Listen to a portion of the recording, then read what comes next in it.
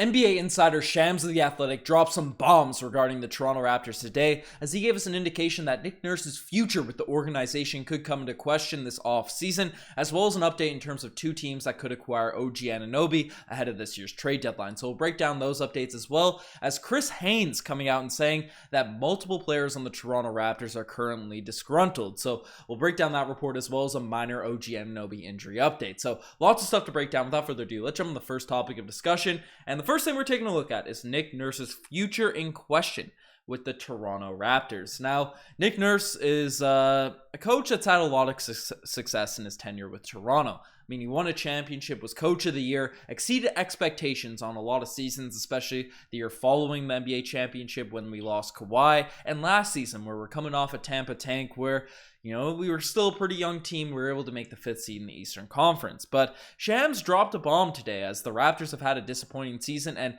Nick Nurse's future could be in question. And this is essentially the part of the report from The Athletic saying, what's more, Nick Nurse's future as Raptors head coach is expected to come into focus this summer, when sources say he'll be entering the final year of his contract going into next season. After the 2019-2020 season, Nurse, who guided the Raptors to a 2019 championship, won Coach of the Year in 2020, and is regarded among the league's best coaches, signed a contract extension through 2023-2024 next season, worth $8 million per year. The length of the deal has not been previously disclosed by the team, but there's been frustration. This is the interesting part of the quote, that there's been frustration throughout the roster and staff with the team's play at points this season. And there's been some, and that has been directed towards Nurse at times as well, according to sources. So that frustration from players and from staff has been directed towards Nick Nurse at times for the current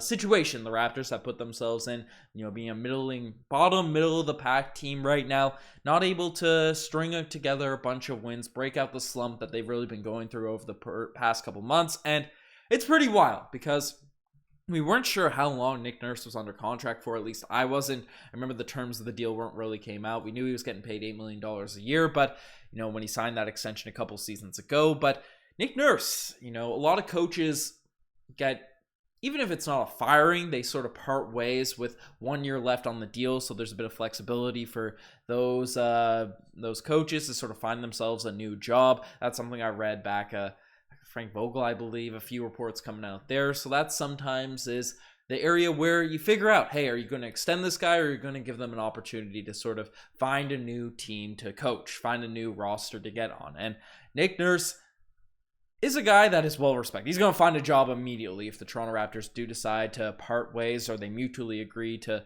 you know, find a new direction as a head coach. But personally, I don't want to see Nick Nurse gone. And yes, I get the criticism of him overplaying guys, overplaying the starters, doing all that sort of stuff. No one's wrong in criticizing him on that front.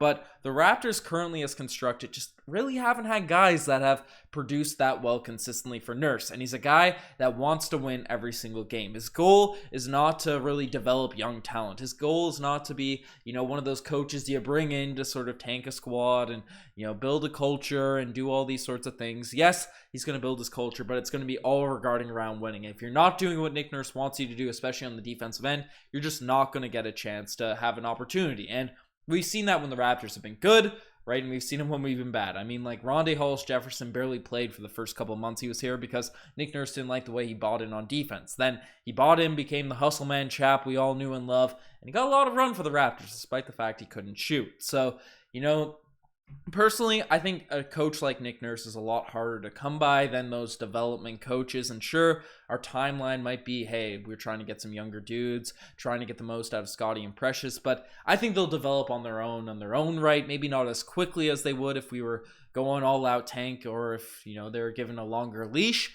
But I still would rather keep a championship proven coach that, you know, has been able to also prove himself a quality coach in other aspects in different settings, you know, not with a top 5 guy already on the roster. But I don't know. Let me know in the comment section below if you guys think the Raptors should part ways with Nick Nurse.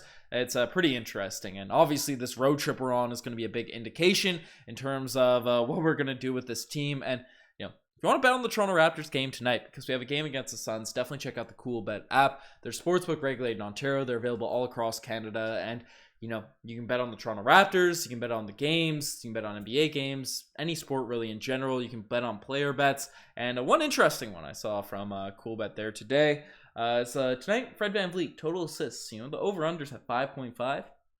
Over on that, he's been getting 10, 9 assists in the past couple of games. His averages are about 6.5 on the season. Might be a nice little bet for someone to run with there. But, shout out to Cool Bet for supporting the podcast. Appreciate them supporting the Raptors Digest. And if you are into betting, definitely use the link down below to sign up. But the next thing we're taking a look at is another part of the Shams report saying that the Knicks and the Suns are named as suitors for OG Anunoby. Now, we've heard a lot of buzz, a lot of chatter regarding the New York Knicks and OG Anunoby, but we haven't heard much on the Suns. But I'll let Shams words before I give my opinions on everything that's going on. But basically, the Knicks and the Suns are among interested suitors in Raptors for OG Anunoby, sources say. New York has shown a willingness to offer multiple first-round picks for OG Anunoby, according to those sources. The Suns, meanwhile, have control of all of their first-round picks, 8 in total through 2030.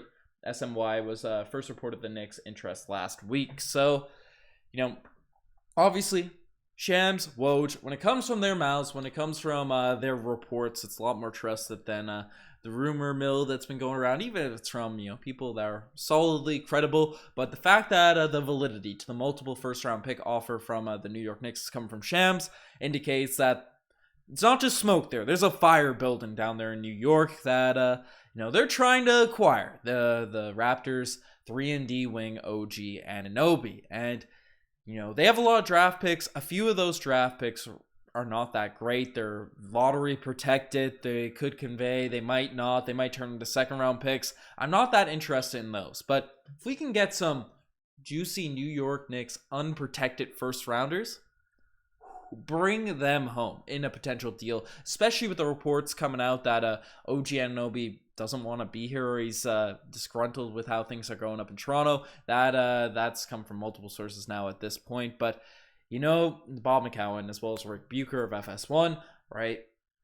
If we have to trade OG Anunoby, I know it's a division rival and all that, but unprotected Knicks picks, given the history of that organization, I know they have a lot of talented guys on their roster right now.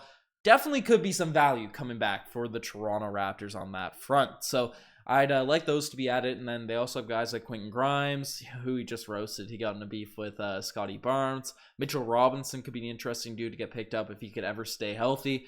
They got some players on that roster. So a deal I think could get worked out with the New York Knicks. But the Phoenix Suns are also fairly interesting as well, as Phoenix is a team that, they tried to go all out on Kevin Durant this summer. There's a lot of Raptors fans, Suns fans going at it on the quest for Kevin Durant. But, they still have all those draft picks that they could have thrown into a KD deal. Now, OG Anunoby's no Kevin Durant, but I'm sure the Suns would be willing to let go of some draft capital if they were to try and make a deal for OG. So, a few first-round picks from the Phoenix Suns, which could be very valuable considering how mid the Phoenix Suns have looked without Chris Paul there consistently, right? The question marks about DeAndre Ayton's future, will you ask out when he was able to be traded and all that sort of stuff?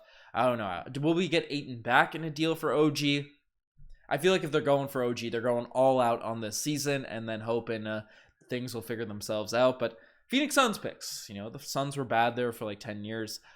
I know they're losing Robert Sarver, so maybe their franchise is still going up in an upward direction, but you never really know. So those are two teams' draft picks I wouldn't mind acquiring. Cam Johnson would be a cool pickup. Jay Crowder wouldn't be a guy that I'm that interested in unless we flip him again. But let me know what type of packages you guys would like to see from an OG Anunoby deal.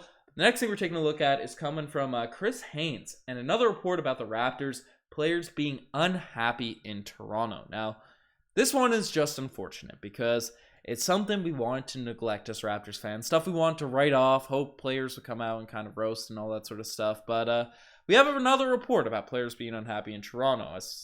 We got this is Aaron Rose sort of summarizing, but Chris Haynes mentioned on his podcast that This League Uncut, he's heard that there are a few players on the Toronto Raptors that are unhappy. Now, that is unfortunate. That is an unfortunate situation for the Toronto Raptors because, one, if this comes out, especially that the specific players, or it's, if Chris Haynes knows, and I'm sure other league front offices are aware that some of our guys are disgruntled, it hurts our leverage in potential trade settings, trade scenarios, and it just sucks, especially for guys we want to keep around. We have a lot of talented guys on this roster that if they're disgruntled with their situation, it could be bad. Now, there's been a lot of speculation here, and even Aaron Rose replied to his own tweet basically saying that, it'd be a bad thing if Toronto Raptors players were happy and all happy-go-lucky with how the season has gone out. They should be frustrated. They should be disappointed in how the season has gone along. And yes, but I don't know, the wording of this, it just indicates, a few players are unhappy in Toronto. And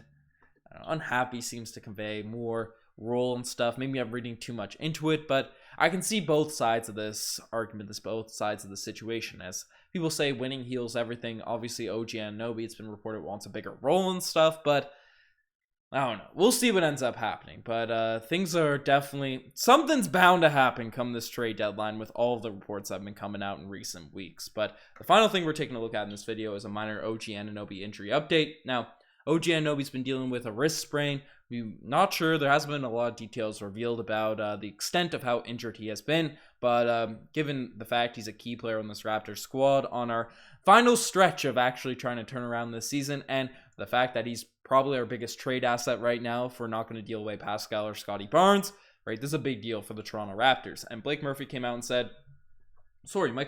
out and said that OG Anunoby is out versus the Suns tonight and is wearing a brace on his injured left wrist here at shoot-around this morning. An update is expected to come closer to the game. So again, we haven't heard a lot of more updates. We haven't heard a lot of insights in terms of how bad OG Anunoby's wrist sprain is, but him having a brace on the wrist is definitely not the most encouraging of things. It doesn't seem like you'd be throwing a brace onto something if he's going to be coming back in the next few days, but I don't know. I'm not a doctor. I'm just relaying the information to you guys, but you guys are the best to make this far. Subscribe to the channel if you haven't already. We're making a push now for 28,000 subscribers. You guys killed it at 27, so I appreciate it if you've been watching the news videos. You want to stay up to date, definitely hit that sub button, but enough of me rambling. You guys are the best. I'm signing out.